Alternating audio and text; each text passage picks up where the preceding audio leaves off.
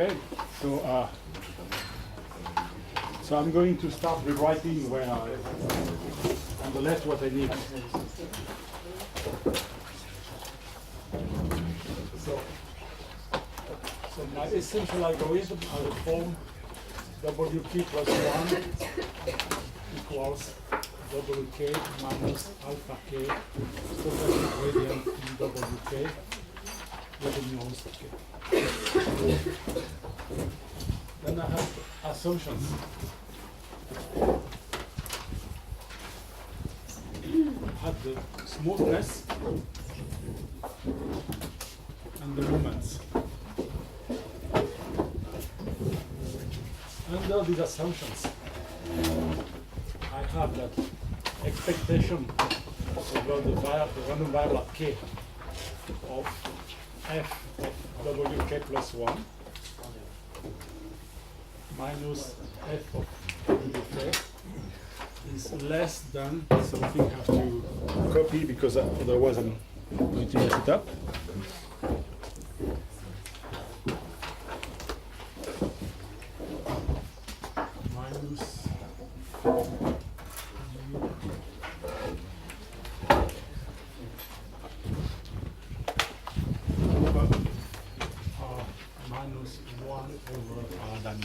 Too far away.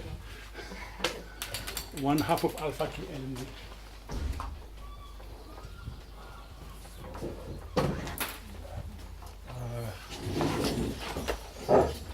gradient of f square plus the noise term, which is 1/2 of alpha square. 1/2. You will do the right thing.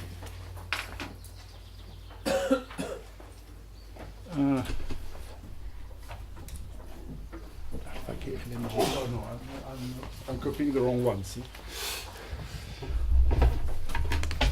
Let me copy the right one. Sorry.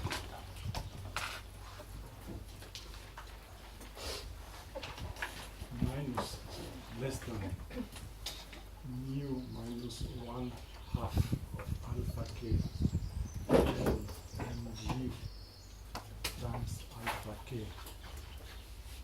gradient of f square in wk plus 1/2 of alpha k square ln. So remember, mu essentially is 1 when the expectation of g is the gradient of f. L is the smoothness bound, so basically it's the biggest eigenvalue of the equation. Mg is that thing that controls the growth of the variance of the stochastic gradient when I'm going far away. And M is the variance of the stochastic gradient, is the bias, is the term that is not multiplied by the gradient of f. So when the gradient of f is 0, I still have a variance M. And then I discussed the strongly convex case. Strongly convex, alpha constant. Okay. So with alpha, with one that writes.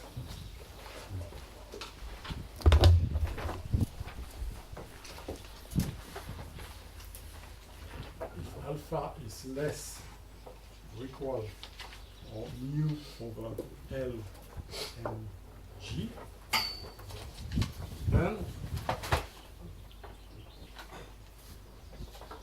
E of f of wk minus f star, the optimum, is less than the constant term, which is alpha ln over 2c mu. C is the strong convexity constant, plus 1 minus alpha c mu to the power k minus 1. And initial condition is going to be f of w1 minus f star minus the same alpha ln over 2c mu. And of course, when k increases, this converges to this quantity. And it's a bound, but it's a quite good bound, meaning that it really behaves like this, up to the fact that L and C could be sometimes replaced by matrices under certain assumptions. So there is one thing I didn't do yesterday that I cheated, and I want to get it. That I spoke about the strong convexity condition, which is that f of W1 is greater than f W0 plus gradient f W0 transpose W1 minus W0 plus C over 2 W1 minus W0 squared. And I told you that from this you get the bound that I want to get right.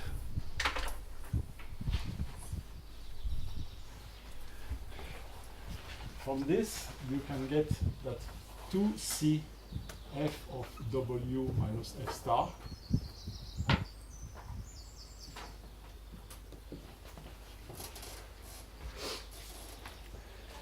is less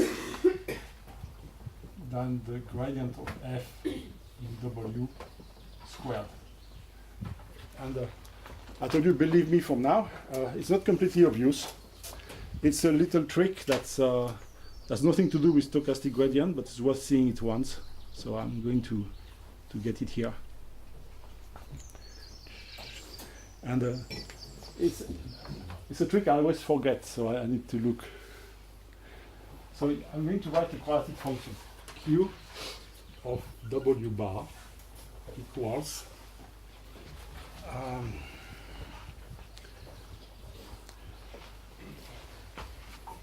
so Q sub W, f of W plus gradient f of W transpose, I think it's W bar minus W, plus the extra term, C over 2 W bar minus W square. And this is a plus, yes. So this is a quadratic function in W bar. As a minimum in W bar star equals, minimum. This we don't care. W bar is going to be a gradient. I'm going to write a minimum. You're going to have gradient f of W transpose W,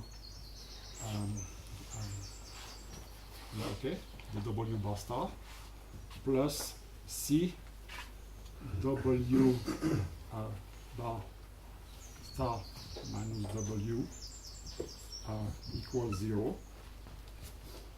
And that gives you this solution that is, did I forget something? Yes. Which gives you that the W bar star equals, get it right, I'm cheating, W minus 1 over C gradient of f of W. Well, sorry. And the value of this Q there equals, well, you replace, and I don't want to replace because I'm going to mess it up.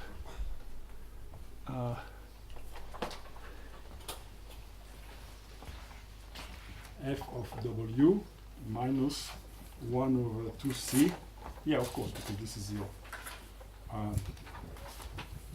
W bar star minus W. Wait a minute, something wrong. No, I know. And because of this inequality, that's going to be the gradient f of W squared.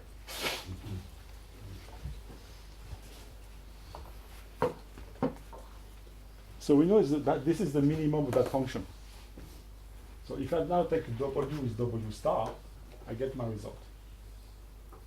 Because I'm going to get that if I did W with W star,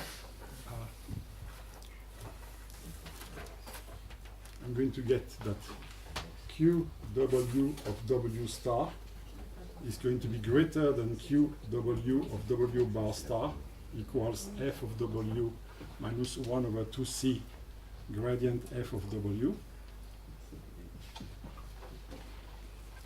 And if I take this one and I replace, I get the f of w star, which is f star.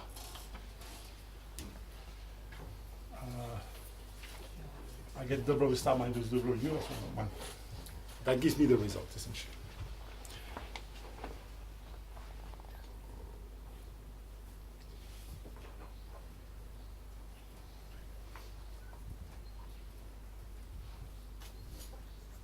Well, I have another way to do it here, if that's better. So I'm going to write it. Applying this first equation, f star greater than f of w plus gradient in f of w transpose w star minus w plus c over 2 w star minus w squared. And here you recognize this function in w star. So that's this, which is equal to, which is greater, so that's q w of w star, which is greater than q w of w bar star, which is this, f of w minus 1 over 2c gradient of f of w squared. And now this time you take this and this, so you get that 1 over 2c gradient of f of w square is greater than fw minus f star. And passing the 2c on the other side gives you the result. So it's actually a little bit trickier than what one would think. That's okay. It's a classic. So you tell me when I can erase this, and I'm going to go to the rest, which is 2.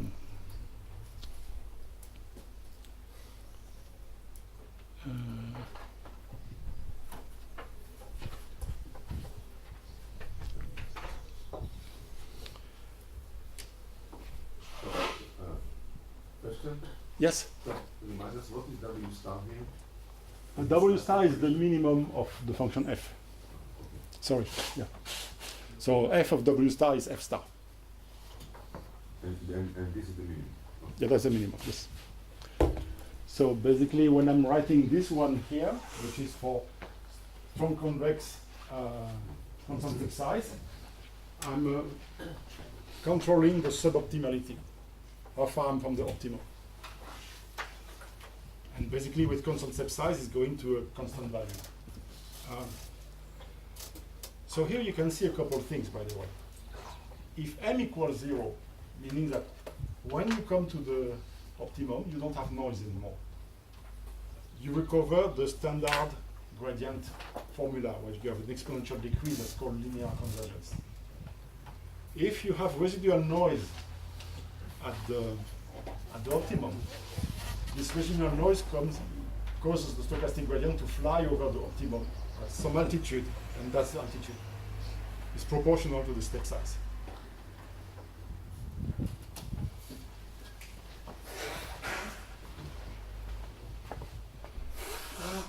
So here I have a cute little drawing, so I'm going to erase this now. It's okay?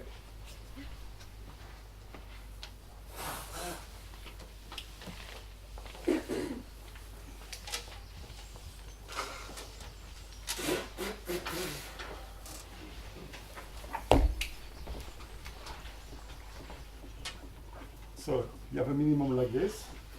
You have this water level here, which is alpha Lm over 2c mu. Here you go exponentially with a contraction ratio of 1 minus alpha c mu. And by the way, if alpha is less than mu over Lng, you can see that alpha c mu is less than 1, so it actually works. Because, let's write it. Alpha c mu with alpha less than this is less than C mu LMG. And what is it? Let's grab something again. Yes, so that's mu square. Then we know that this is actually bigger than mu square, so it's less than C mu square over L mu square, and C over L is smaller than 1. So that condition here is sufficient to ensure this is a contraction.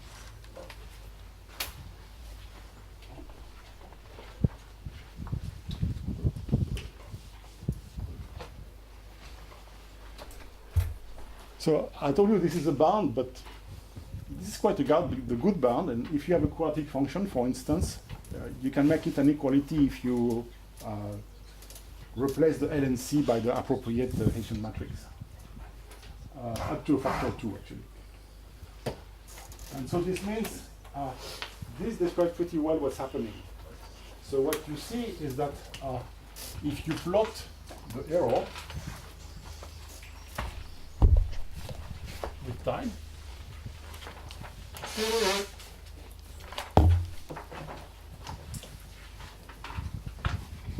f of wk, that's f star. You have alpha Lm over 2c mu. You're going to see something like this.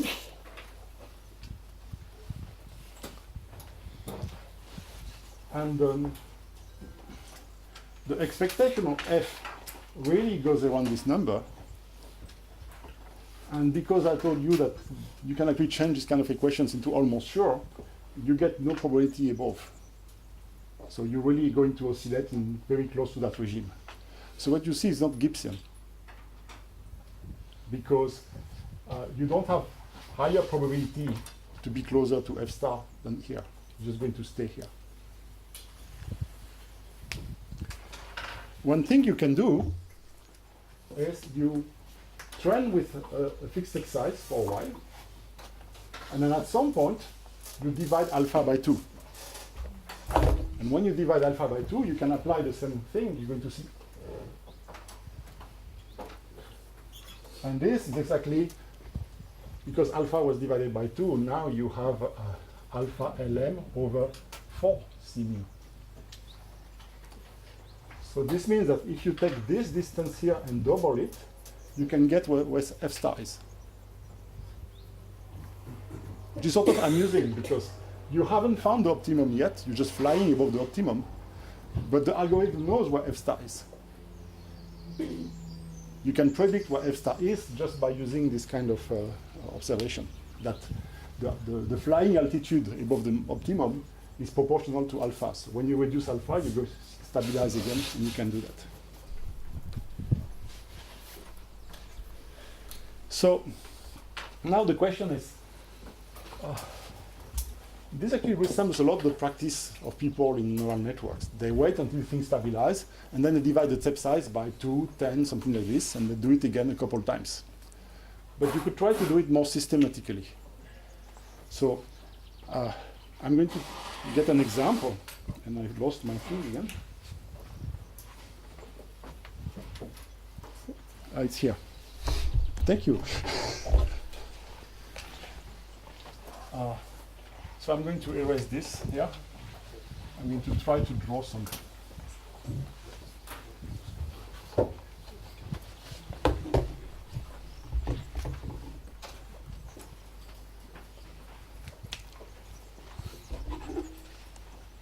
So I know that my algorithm, my stochastic gradient, is going to go down exponentially and then stabilize around this quantity. So what I could say, I'm going to divide the step size by 2 when I'm at twice that. Whenever I'm twice, I'm at on 2 alpha Lm over 2 C mu, I'm going to divide alpha by 2. So let's look what's going on. So I'm somewhere, and let's say I'm varying with a step size 2 alpha. So with a step size 2 alpha, I have a curve that's something like this, and it stabilizes about a level that's about f star plus 2 alpha Lm over 2 C mu. And a little bit above, I have f star plus 4 alpha Lm over 2 C mu. And when I'm reaching that point here, so here I'm going down with 2 alpha. I'm going to change color. I'm going to divide alpha by 2. When I divide alpha by 2, two things are going to happen. The exponential decrease is going to be slower, but I'm going to go to this level now, which is f star plus alpha Lm over 2 C mu. So now it's going to be something like this. Slower, but lower.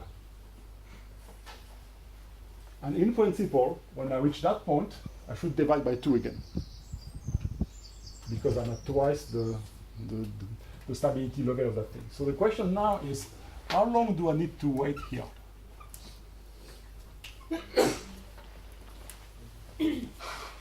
to reach that point here, that point where I'm supposed to divide again. Well, let's look at it. I can just apply this formula here. The initial condition here is f star plus 4 alpha Lm over 2 C mu. So that minus 1. So I'm going to try to write it. Yeah. So I'm going to say that in this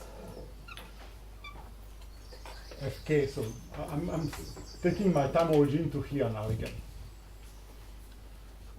is less than the level that I'm going to reach, alpha Lm over 2 C mu, plus 1 minus alpha C mu to the power k. So that's so k equals 0 is here, and that k equals t, which is my duration, times the initial point, which is f star minus f star, so I have 4 alpha Lm over 2 C mu minus alpha Lm over 2 C mu. So that's 3. And I want this to reach the point minus f star, sorry. I want this to be equal to alpha Lm over 2 C mu. And basically what you have is that the bound of the time is given by equal 1 minus alpha C mu to the duration times 3. Yes? Isn't this the time for the first dividing by 2? Well, I suppose I'm starting with 2 alpha here. And here I reset k equals 0. And now I'm going with alpha. But how do you know when to do this first? From 2 alpha to... I'm going to do the same thing as before. Okay. And I'm going to do the same thing after. So I'm just taking one segment. Okay. And I want to know the length of one segment. And if you look at it, you go in logarithm. So you're going to have t times log of this, which is essentially minus alpha C mu times log of 3 equals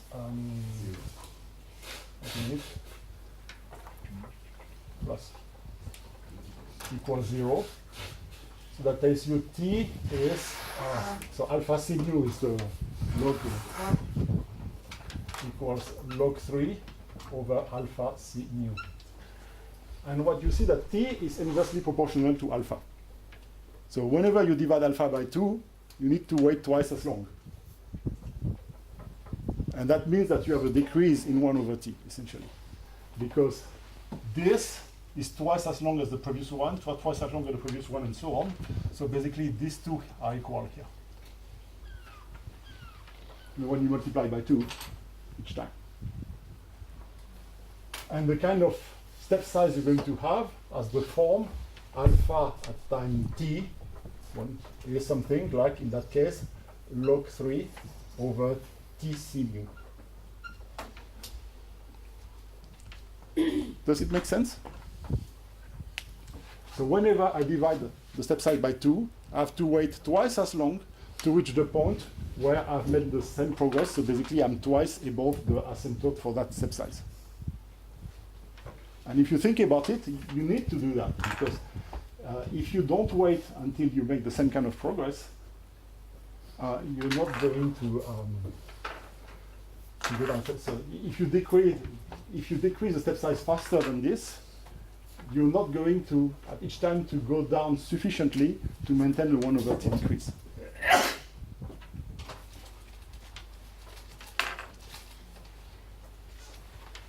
Now this log 3 here. The log 3 here is a consequence of 2, because you see the 2 is expressed here because of 2 times 2 minus 1 here. And here I have, which one is that? It's 1. So in fact, you could see that if instead of a factor 2, I decide to divide when I'm r above,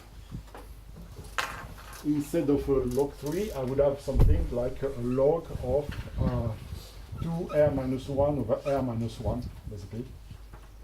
So that means that this term above, when r goes to infinity, is at least log 2. And that means that you cannot go, if you decrease alpha t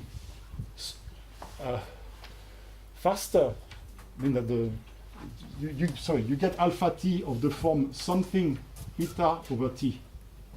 If you have a formula like this for alpha t, eta over t, but eta is less than at least log 2 over t over c mu, you're basically going to divide the step size before having reached a point where you basically have made a constant progress in your exponential decrease, and basically you're going to lose the linear decrease. So this is not very fast. It means that instead of having an exponential decay, with the proper schedule, I get something in 1 over t. Basically, the suboptimality, my f of wt minus f star, when I repeat this process, f of wt minus f star when I repeat this process, is going to be in 1 over t. So we lost a lot. But we can lose a lot more if we make this decrease not adequate. So that was the intuitive thing. So then we can write a theorem for this. We can try to make it more clean. And you need a bunch of conditions. So I'm going to erase here and write it here. Now I know where they are.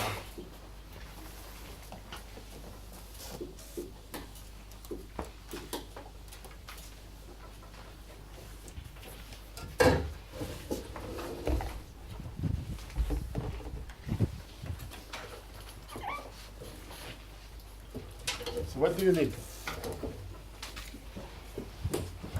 So you need a sequence alpha k, which has the form beta over t, sorry, k plus gamma. Call it gamma. Yeah, gamma. I need beta to be greater than 1 over c mu. If beta is not greater than 1 over c mu, what happens is basically that you're decreasing too fast, and basically your algorithm, because it's slowing down every time you're decreasing the step size, doesn't have enough time to actually catch up with your decrease of alpha. So basically, you never come within a reasonable margin of the optimum you would expect at this step size. And you have to choose gamma such that alpha 1 is less than this one. That's the speed limit. Because if you have a step size that's greater than this, you can essentially diverge from the very beginning. And then when you have this, you can show that the expectation of f of wk minus f star is less than some nu over k plus gamma. And nu is some horrible thing. Well, nu is the maximum of two terms.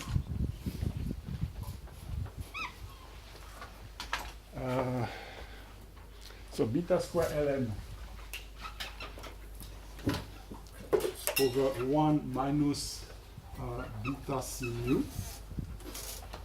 And the other one, which is a bit pessimistic, is gamma plus 1 f of w0, I believe, minus f star. So the nu of f1, f w1.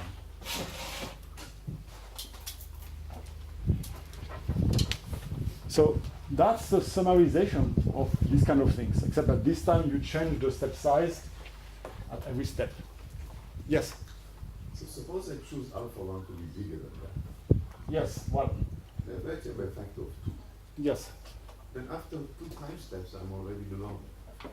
What's happening if you choose alpha 1 bigger than that? Well, After 3 times, I'm already below that. So okay. sorry.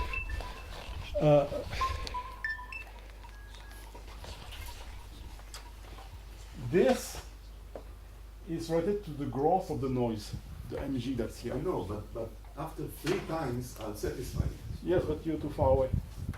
How far can I go in 3 times?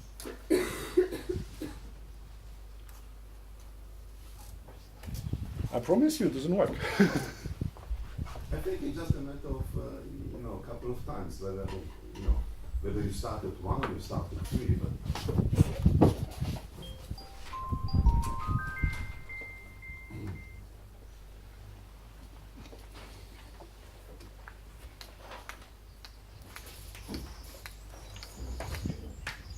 Oh, yes. But you don't get this. You don't get this bound. Because if you take with an alpha 1 that's bigger than this, you start by diverging, you go far away. And at some point, it's in the range where you start going down. And you need to restart the bound at that point. after W1, there will be different. Yes, the W1 would be different.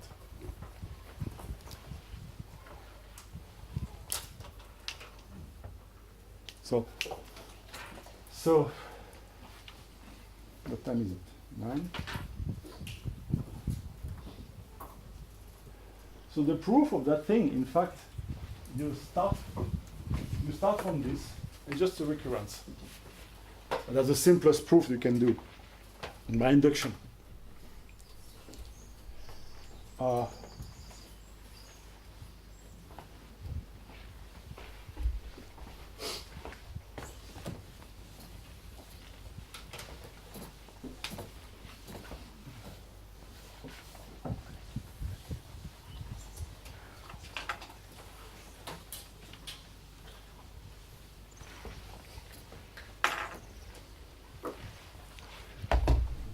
So first, the definition of nu ensure that this is true for k equal 1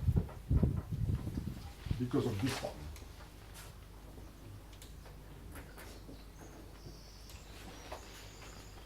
Second, I'm going to use this one here and write that expectation of expectation k of f of wk plus 1 minus f of wk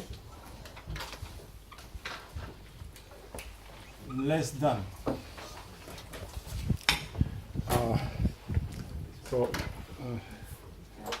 Let's write k hat is going to be k plus gamma, because otherwise it's going to be, yes? In your definition of nu, the first, like in the maximum, the first one is always negative. In nu, beta 2, in nu, the maximum.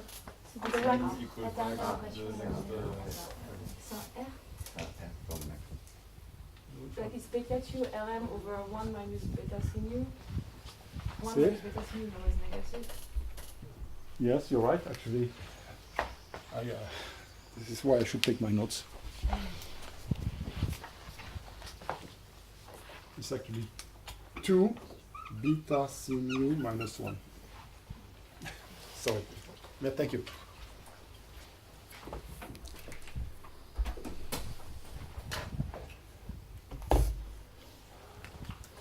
So,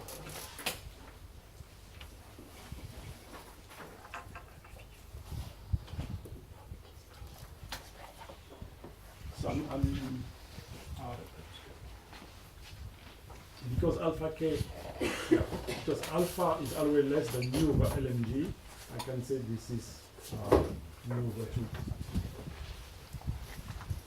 So I get 1 minus beta c mu over k hat.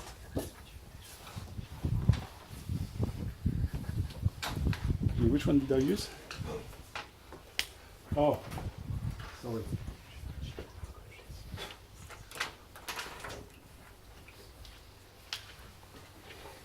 So I put things here.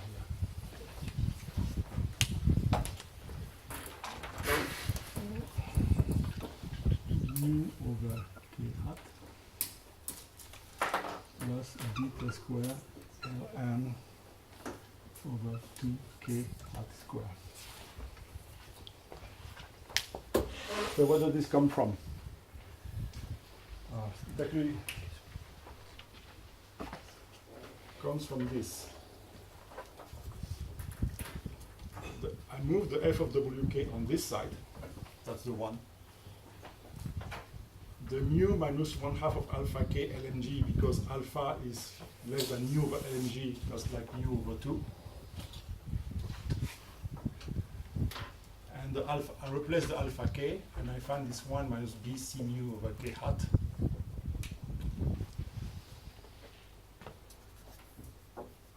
And why do you have a mu here? Sorry, I'm just going to... And then I have this term here. The nu comes from this term. And so if I take this term here, I plug it here and I simplify, I find this one, taking into account the fact that alpha k is less than mu over lmg.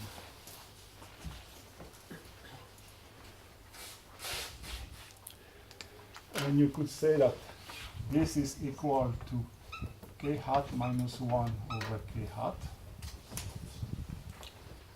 times mu minus and bc mu minus 1. It just, I'm sorry, it's the kind of thing, if I do them, I try to derive them on the board, I'm going to mess up.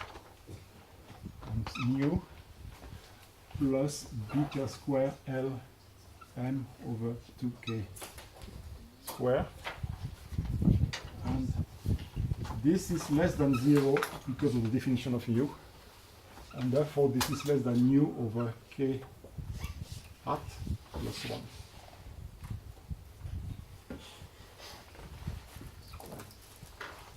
Yes. And yes, you also have to use another thing, that k hat square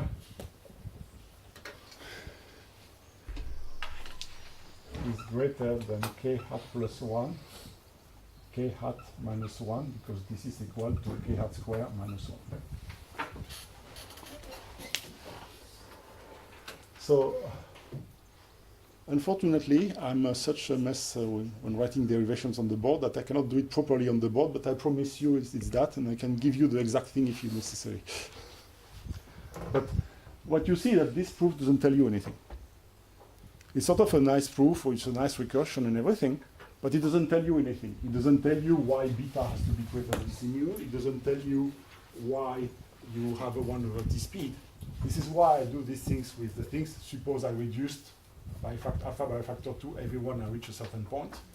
And there you can see that you get indeed a 1 over t rate, and that if you reduce too fast, you simply don't catch up with the asymptote of that you would expect when you reduce alpha. So basically, every time you reduce alpha, you have a new target in sight, which is the base, the ground level that corresponds to this step size. And if you reduce too fast, you cannot catch up with this target. You're going to be in serious trouble. And that also means that all this scheduling is a bit brittle. If you don't know C, the strong convexity constant, it's difficult to have the right reduction. And well, in some cases we know C because, for instance, we have the regularization term, that's square term, so we know that C is greater than that. But very often we don't. And that's why people do the simple thing of just waiting. You wait until you stabilize, and you divide. You wait until you stabilize, and then you divide. And you have a pretty clear idea of what's going on.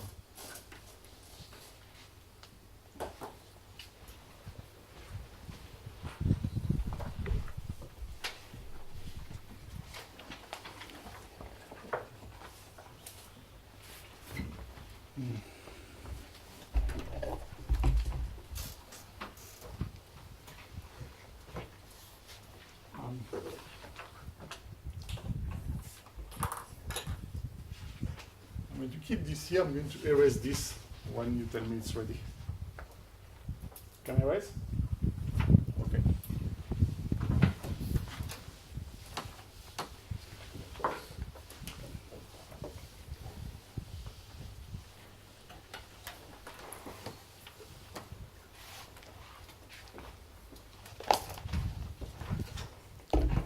So now I'm going to discuss mini batching. Because with this kind of result, it's actually something you can nail pretty precisely. So when you mini batch, your G of WK noise can be, in mini batch 1 is going to be the gradient of the loss in WK for the example ZK.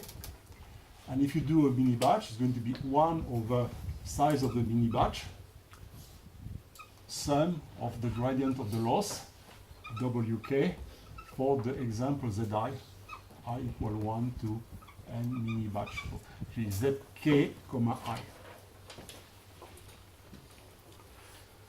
And you can look at the computational cost,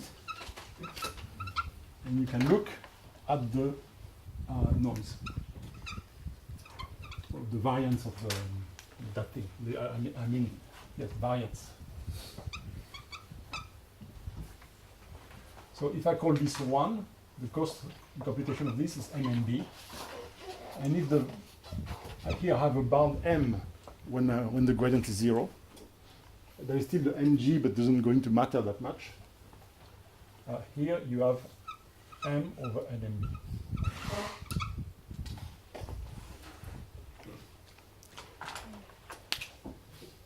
So suppose you use mini batches with a constant step size. What do you get? I'm going to use this one, the constant step size.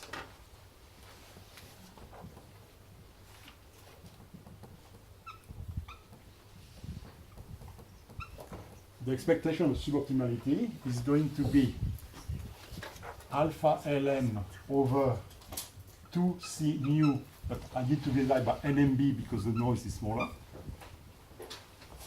plus 1 minus alpha c mu to dk minus 1, initial conditions, which are going to be f of w1 minus f star minus alpha lm over 2c mu nmb.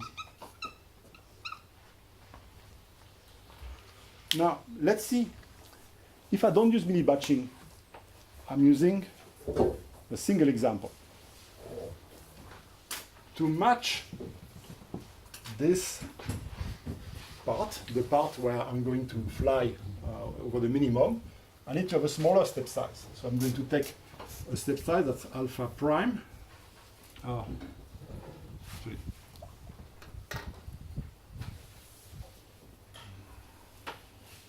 Yes, I'm going to take a step size that's smaller, alpha prime. I'm going to take alpha prime equals alpha over nmb. And if I do, so that's the mini batching. And the one mini batch, so one example at a time, with this alpha prime, I'm going to get f of wk minus f star less then alpha Lm over 2c mu over NMB, because that's by alpha prime, minus plus 1 minus alpha over NMB c mu to the k minus 1, and essentially same thing here. So what you see here, that the contraction factor is smaller, but if this alpha c mu is small, essentially you will have to do NMB iteration to get the same contraction factor than this one. So that tells you basically that in terms of computation, by doing NMB iterations with, so instead of doing k iteration with Billy batch of size NMB, I can do k NMB iteration with online gradient and a step size that's smaller, and I get exactly the same bound. So that tells you that basically, when you MIDI batching, you have to use a bigger step size by a factor that corresponds to the number of MIDI batch size, and you get the same behavior. With a caveat. The caveat is this one. There is a speed limit. It doesn't depend on M. It doesn't depend on the noise. It depends on the other part of the noise, which is the growth when you go further, and actually it's below, it's not above. So that means that if you have a large step size, if you would run an online, one example at a time, with a large step size that's close to this bound, and decide to use a mini batch size, let's say 100, you cannot multiply the step size by 100 because you would exceed this limit. But if you wait a long time and the step size becomes small, it's okay. Does it make sense? So essentially the rule is simple. When you have a mini batch of size NMB, you must multiply the step size by NMB, except that you must make sure not to exceed the point to which you can have a divergence, and then it screws up your initial condition, as I'm saying.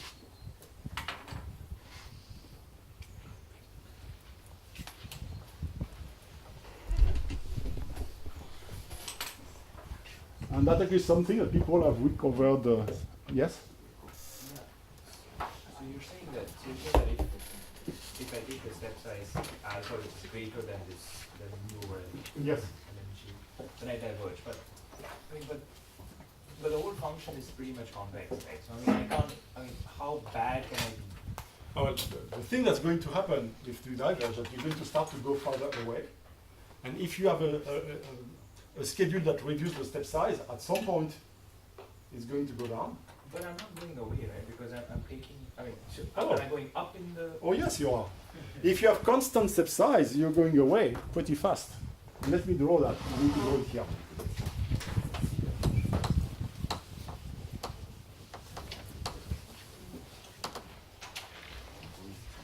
Let's just take the plain example in 1D, normal gradients and no business. So you have f of x equal 1/2 x squared, and you say xk equals plus 1, sorry, equal xk minus some alpha, derivative of this alpha xk, 1 minus alpha xk. Here the limit is alpha equals 2 actually. It's twice. My limit here would be alpha less than 1, but in fact 2 is the divergence point. When you get alpha greater than 2, this is less than minus 1. And what's going to happen is that you're going to start here. You're going to make a step size that will take you here and here and here and here. You're going to diverge.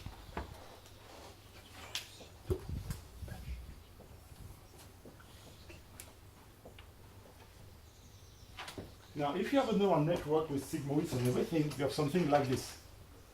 Just to give you an example with a neural network, which is not convex. So, in the convex situation, you would really diverge. You go to infinity, you get nines. If you have something like a neural network, it's non-convex, but I'm just going to say, well, it's flat because of the sigmoids, and does something like this. You start here. Instead of doing this, you're going to do this. Puff. And you stop somewhere here. Gradient is 0, you're proof.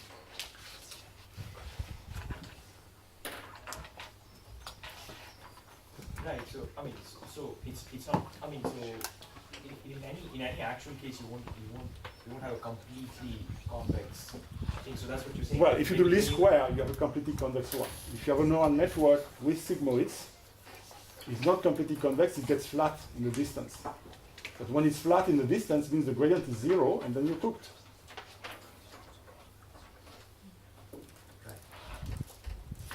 So the reason why you shouldn't be sure to be below this, especially in a neural network with sigmoids, is that if you're above, let's say, twice this, you can go arbitrarily far.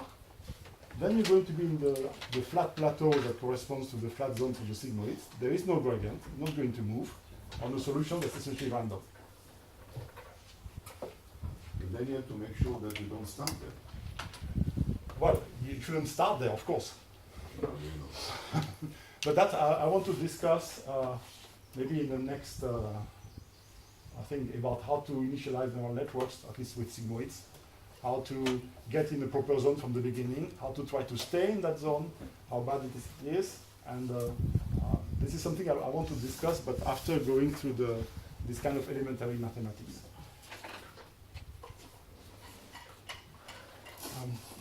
What time is it? 9:30 already?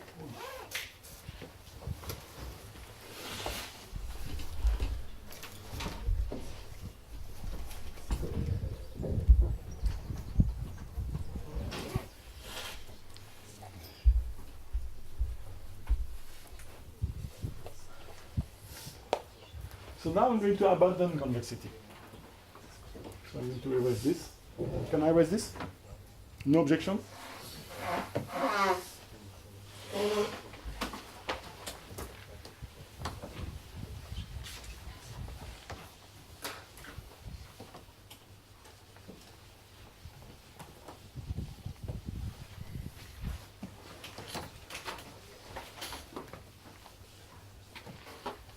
Now I'm going to abandon convexity. I'm back here.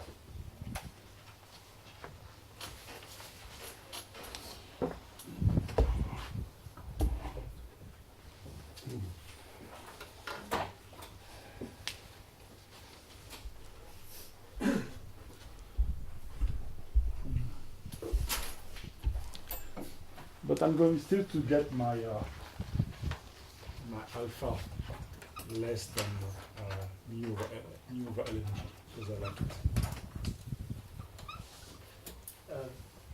Yes? Does LG depend on the batch size?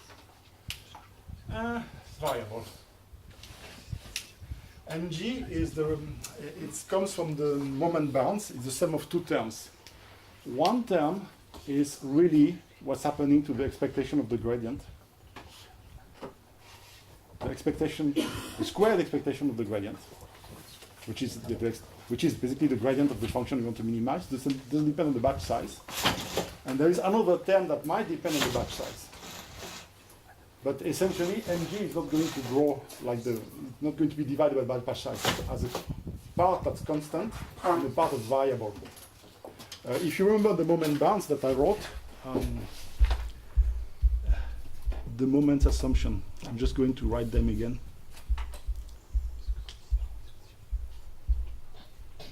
So I have two assumptions. I had the one about the angle, which was that gradient of F transpose times expectation of G, expectation of G was to be greater than mu gradient of F squared. And another one, which was that expectation of G squared had to be less than some mu G gradient of F squared. So that was the one for sufficient descent. And I have another one, which was the variance bound. Variance of G was to be less than M plus MV mv gradient of f squared. And m, and I take these two essentially, which give me that expectation of g square, this time inside the expectation, is less than this mu g gradient of f square plus this, plus the variance here. mv gradient of f square plus m. So you could argue that this mv, like the m, is divided by the millibar size, but this mu g is not. This is one. Well, mu g can be 1, yes. But if this one goes down, this one remains 1. So the mg, which is the sum of these two, is at least 1, regardless of the millibar size. So basically, it doesn't really count in the millibar business.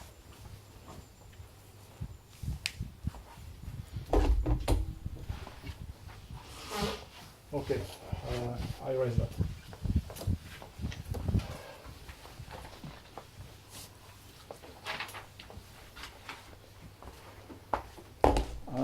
I need to put that down because, sorry, it's hot here.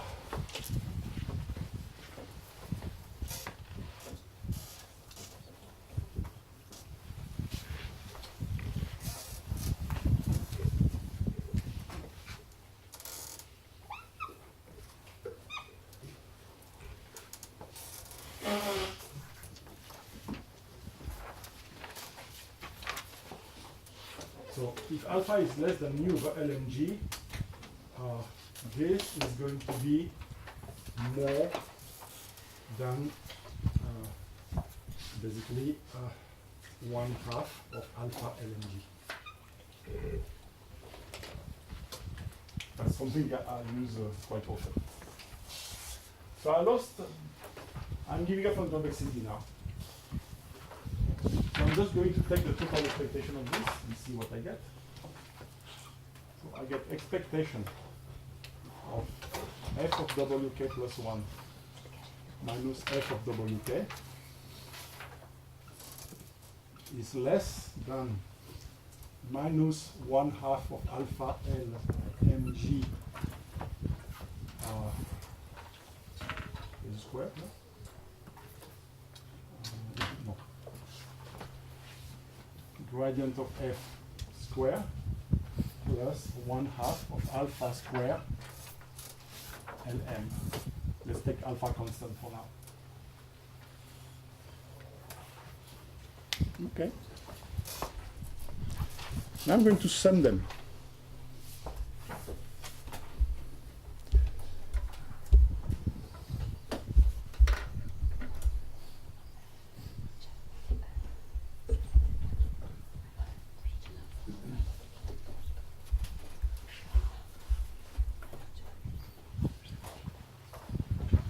I'm going to sum them for k equals 1 to, let's say, t, or let's say capital K, capital K minus 1.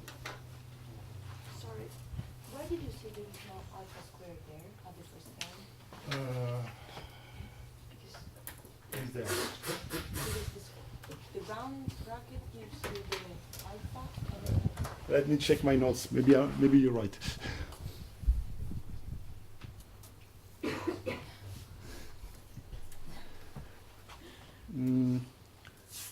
My note actually says something else. My note uses mu. My note says alpha mu, which is good too. I agree with you square. But alpha mu, if you say mu equal 1 is good enough. It's a bit simpler. then yes, then you have alpha square. Alpha mu.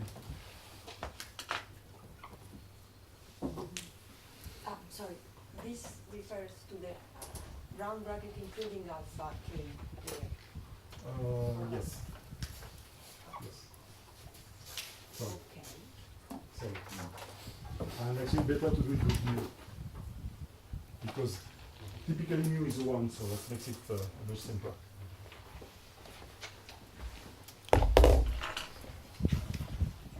if I sum them, I get a telescopic sum here. So I get expectation of f of wk minus f of w1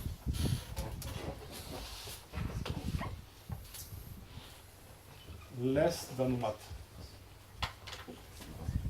Minus 1 alpha mu sum from k equals 1 to k minus 1 of gradient of f of w little k squared plus well, okay, k minus, you know what? I'm going to sum to k, it's at 1 million. K plus 1. K times 1/2 of k times alpha square ln.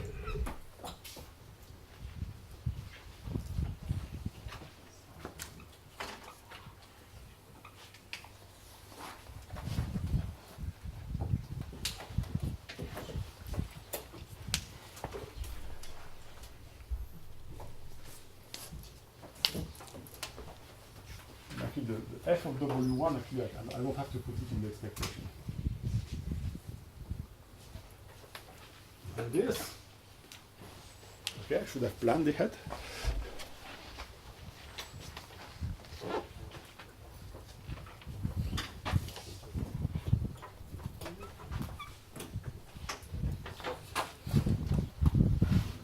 This is more than f star minus f of w1, which is a constant.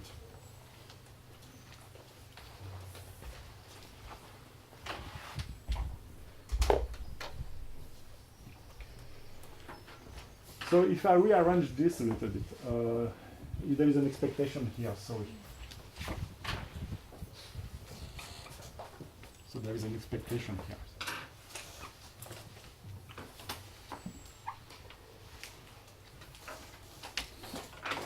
So if I rearrange this, what do I get? I'm going to divide by k. So I'm going to say 1 over k expectation of the sum of norm of the gradient in wk squared is going to be less than 1/2 of alpha square ln plus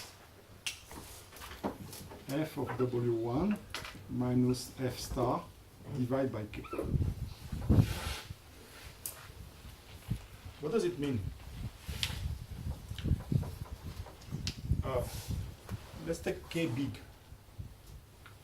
When k grows, if you take the mean since from the beginning of the norm of the gradients, it's reasonably bounded. This goes to 0, and this can be small if the size is small. So that means essentially that the gradient, the norm of the gradient of the real function, cannot be much bigger than this very often. Does it make sense? Because if the norm of this gradient was bigger than this very often, its mean from the beginning would be bigger than this very often, and when k converges, it won't work. So that tells you that even for a constant step size, you can expect that the norm of the gradient is going to get smaller on average, and on average go towards a quantity that depends on the step size, again, and the noise.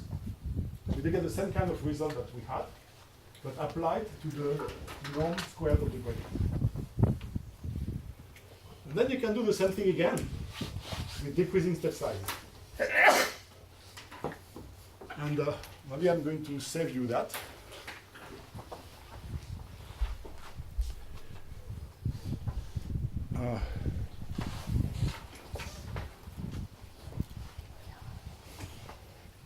The way way you can do it, you get what's called the Robbins-Monroe condition, which is that you want that the sum of the alpha k is divergent, the sum of the alpha k square is convergent, and under these conditions, plus the smoothness, plus the moment condition, you get that the expectation of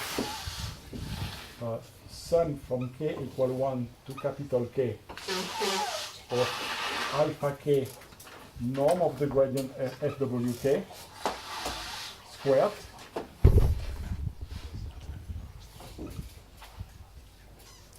as a finite sum.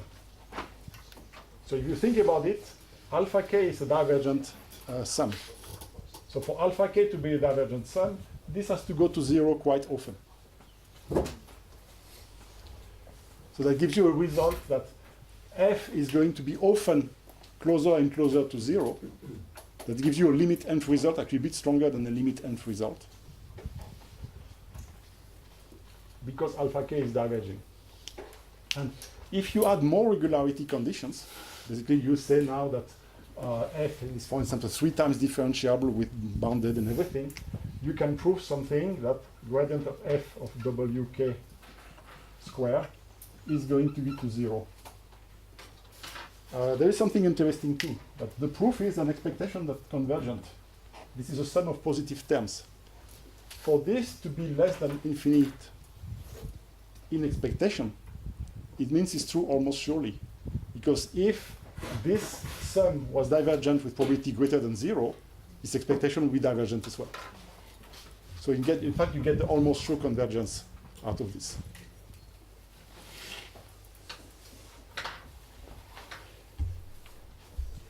So I think I'm not going to prove this one. I can point you to the proofs.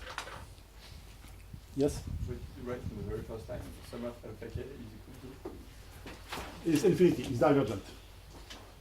And the sum of the squares? It's convergent. That's called the Robbins-Monroe condition.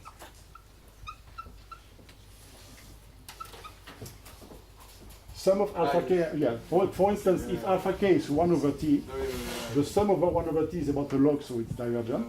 The sum of 1 over t squared is convergent. So alpha k equal 1 over t is an example of this.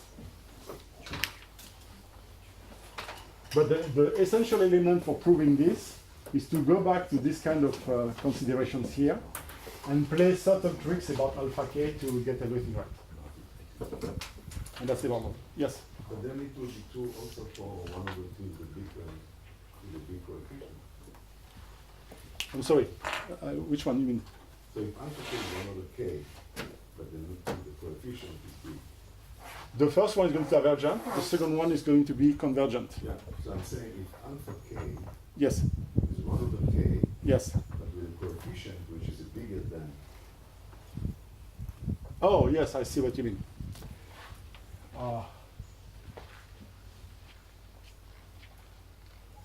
Yeah, you mean in the strongly convex case, I made the point that the coefficient on top has to be large enough. yeah. When it's not large enough, you get convergence just very slow. So instead of being in 1 over t, you're going to give 1 over t some power that's going to be very different. Wow, it's going to converge. So the coefficient can be smallest also. Will be. Well, you get convergence with any coefficient. If I go back to the convex case, and I take a speed with the, which is alpha k equal beta over t plus gamma, beta can be small, I'm still going to converge, but not at 1 over t speed. So basically, when beta is larger than the threshold, I mean 1 over t. When it's smaller than the threshold, I still converge, but a lot more slowly. So it becomes catastrophically slow in the convex case. In the non-convex case with sigmoids, it's actually much worse. But what I mean is that even in the non-convex case, you get pretty reasonably, you get reasonable assurance that the gradient is going to go to 0 or close to 0. So you're going to go to some critical points. The critical points, there are a lot of them. You have the global minimum, you have the local minima, you have the saddle points. But when you think local minima and saddle points, you think about the 1D thing. Yeah, saddle points and local minima in high dimensions is actually a lot more complicated. and I'm going to come back to that in the next round. I have 15 minutes to repeat something else.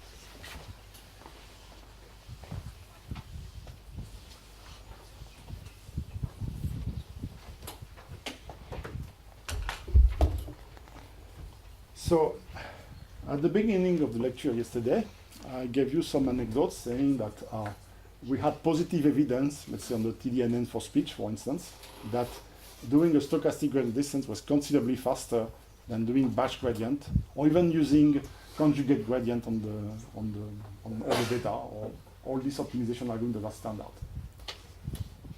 And we knew it. It was working very reliably and so on. But then there was a time where the fashion changed and neural networks were not in fashion. Fine, happens. Just like that. I'm not, it just happens. So sometimes you have times where things have to crystallize from the theoretical point of view, and then people forget. And for a good decade, whenever we are coming saying, stochastic gradient can be really fast, there are plenty of people coming, no, it's not possible, it cannot be possibly true, it's well known in optimization that you do second order LVFGS conjugate gradient, it doesn't work. And stochastic gradient descent is 1/t, a second order algorithm on a properly strongly convex function can be doubly exponential in terms of speed. So, well, okay.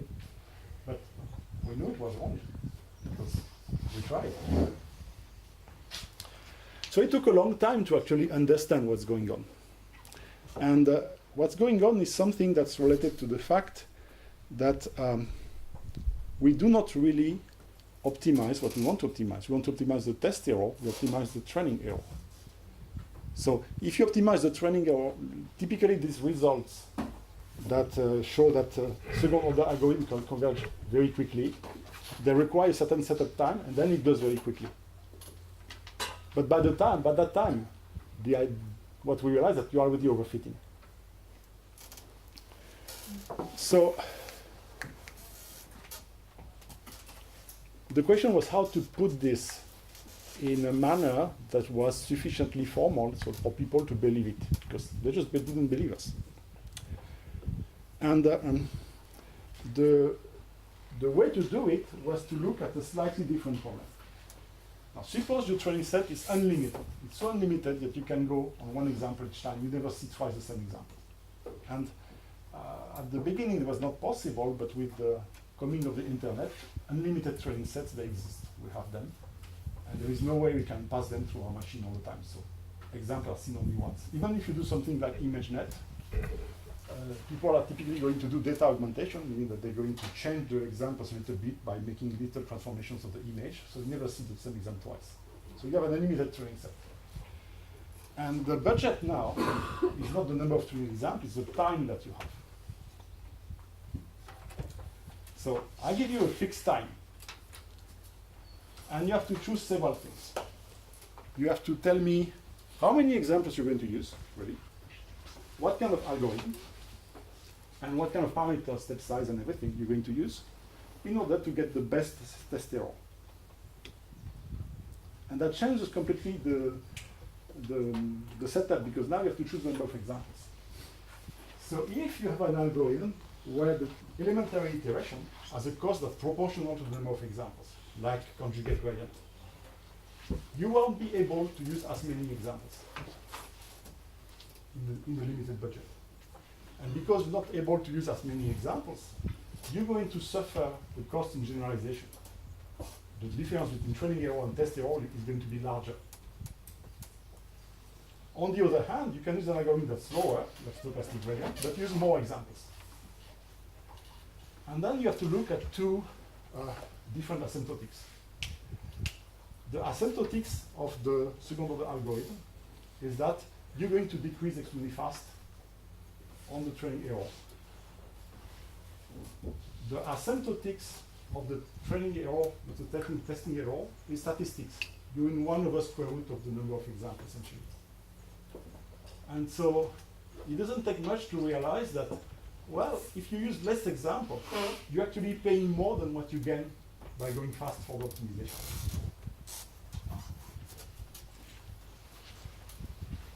So I can try to formalize this a little bit and look at what are the components of the expected risk. So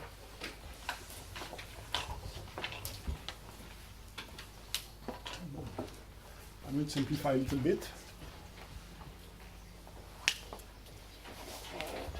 So what you're doing is the following. Suppose you have a family of functions. And inside there is some W star, which is the best one for your problem. Best testing error. But it's not the one you're going to compute. Then there is a Wn, which is the one you compute on a training set of n examples. But it's not the one you're going to compute. You're going to compute a W tilde of n, because you're not going to run the optimization algorithm to the end. Too long.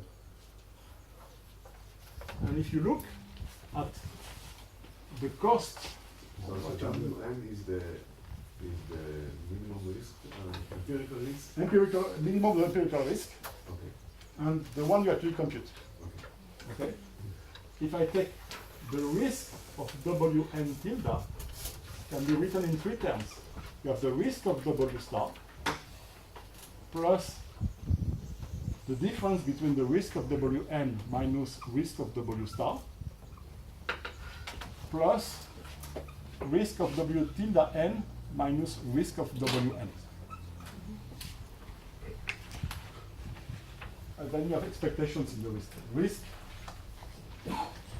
Risk here of W is expectation of f of W in my notation.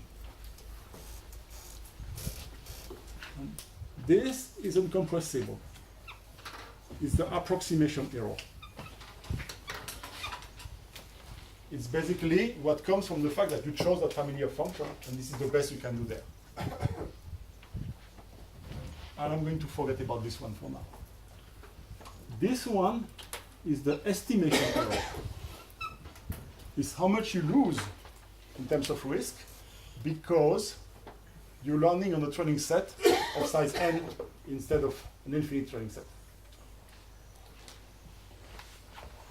And this, I call it the optimization error. It's how much you lose because you don't optimize completely.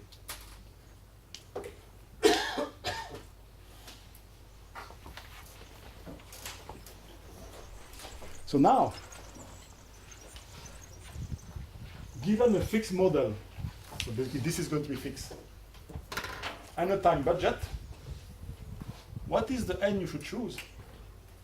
And how this n is going to change when you're changing algorithm?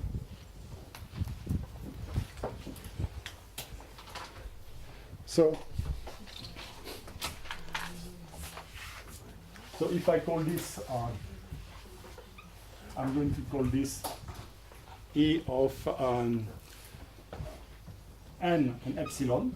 It's a function of the number of examples and the accuracy at which you optimize. And what do we know about this? Well,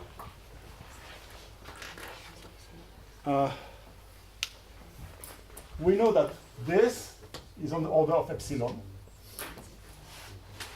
because essentially the suboptimality is on the order of epsilon. And this, in statistics, is between 1 over square root of n and 1 over n. So I'm going to be very optimistic. I'm going to say that this is something like 1 over n plus epsilon. That's statistics at its best, meaning realizable.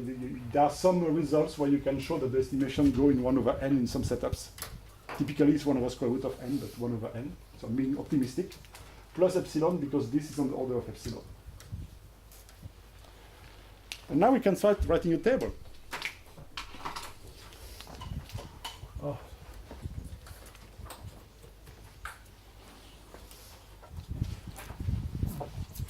Batch, second order, possibly, and stochastic. So computation time, t of n epsilon. N examples, how long to reach epsilon? Well, in stochastic with decreasing step size done right, we've seen it's on the order 1 over epsilon. It doesn't depend on n. For a batch, in order of n log 1 over epsilon. So you pay n, you have a cost because you have to go for each iteration over all the examples. But if you forget about this cost, it's much faster in terms of accuracy. Now you can say, if I have a time like this, and I say that's my constraint, what is the optimal n? So it takes a very small calculation to do this, the n star, to get the order of magnitude. And you get that it's going to be something like T max over log of T max. Well, here is going to be T max, essentially. So basically, for the stochastic algorithm, you don't care. You can take a different example each time. And you're going to do one step. You're going to do T max step, the total number of steps, basically. And the number of examples you're going to see is T max. For an algorithm like this, you need to fix any advance. And then you have a decrease in logar. You have to do a logarithmic number of iterations. So basically, you cannot see T-max example, because if you are seeing T-max examples, you would just go once and do one step. And that wouldn't be good. You need at least to do a logarithmic number of steps. And you get an n star like this. And then what is the E of n star and epsilon star for T-max? Well, you get here log T-max over T-max plus 1 over Tmax. And here you get 1 over Tmax. So what you see that even under these favorable assumptions, your batch algorithm loses slightly, asymptotically, to the stochastic one.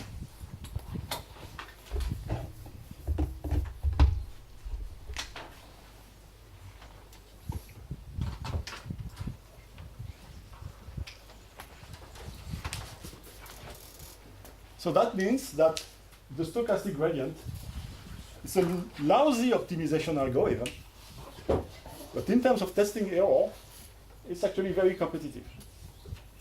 It's more than very competitive, it wins. But it wins by a little, so you could do something very smart with batch. You could do batch with increasing sizes. You do a batch on a small training set, and then you double the training set, you batch again, you do things like this. You can be smart with batch algorithms. But you're still going to lose a little bit, however smart you are.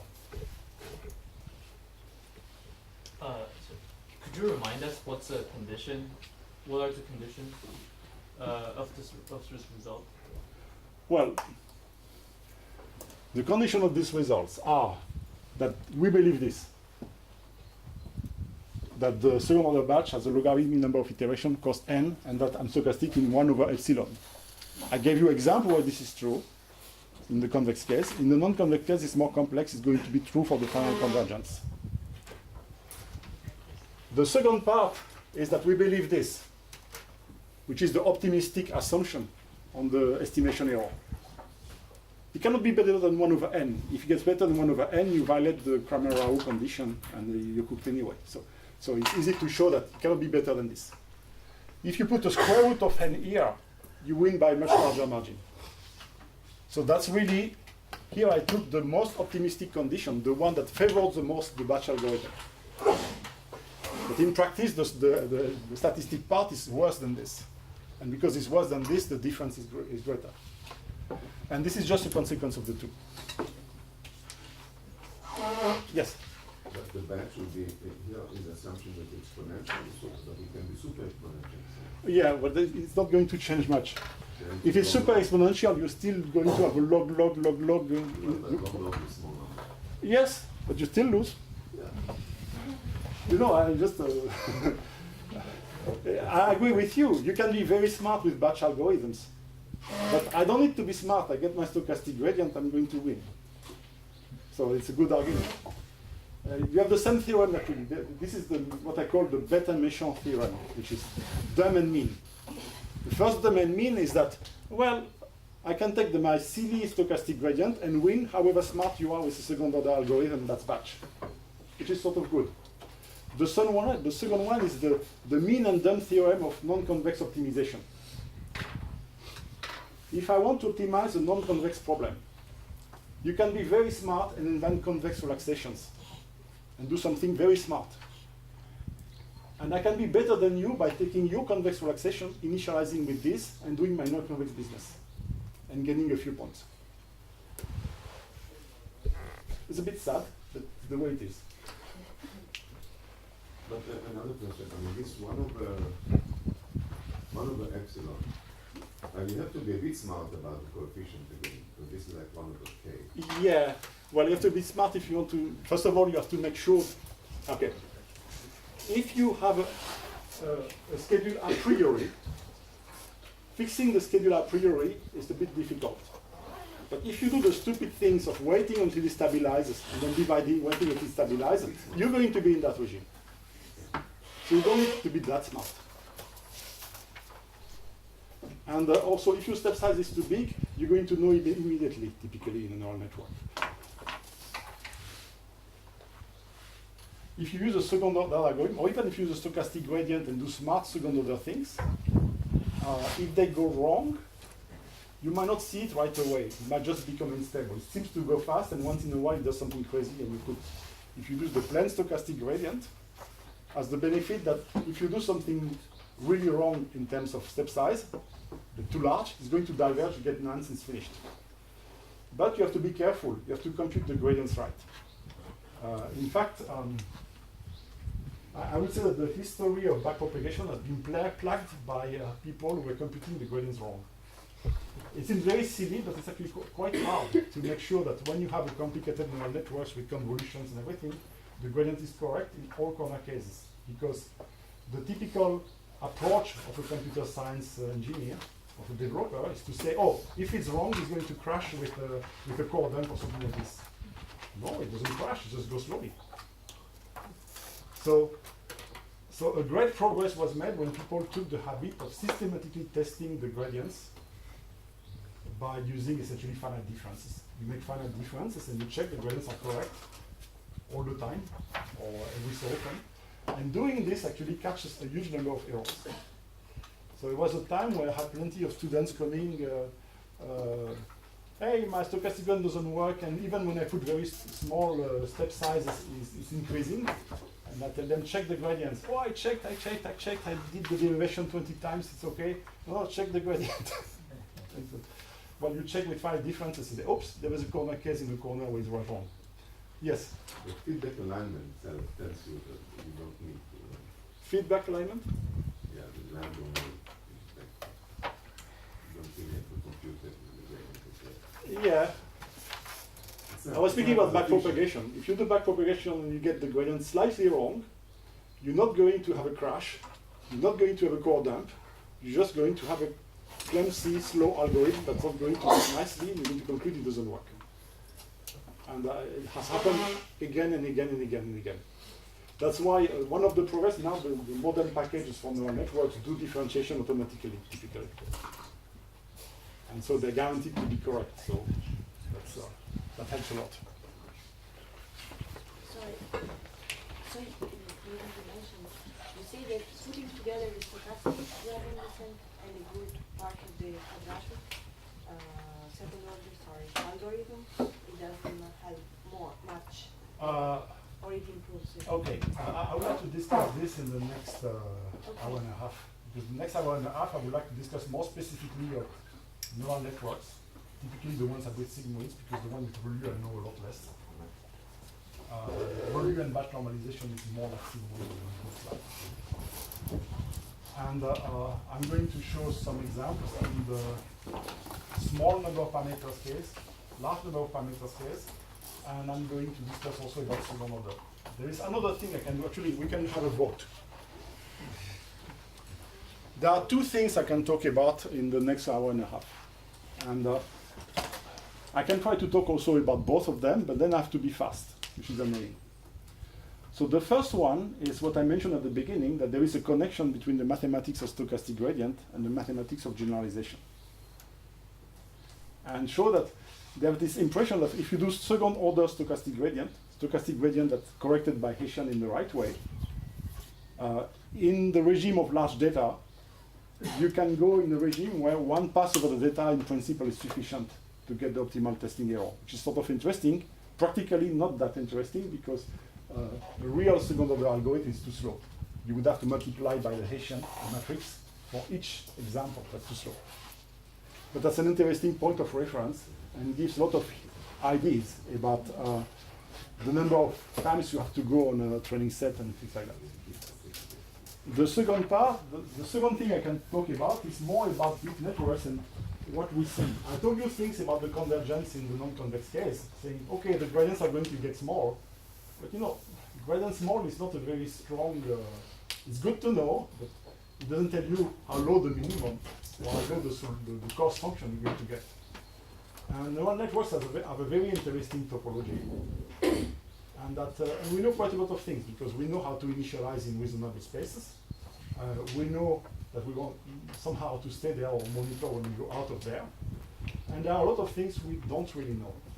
Like for instance, second order adjustments never work really well. And I can try to explain why, even though I don't know completely. It's supposed to be a non-convex landscape, but if you look at the training error, you see them going down monotonically and very reliably. You can do it 20 times, they're going to go exactly the same way. You don't need to average a lot, you know. It seems to be a lot more consistent than what you would expect in a non-convex landscape. So I can discuss these things and give some essentially practical elements that are surprising. And the third thing I could do is look at the Langevin dynamics and maybe show that, yeah, it doesn't tell us what we want to know.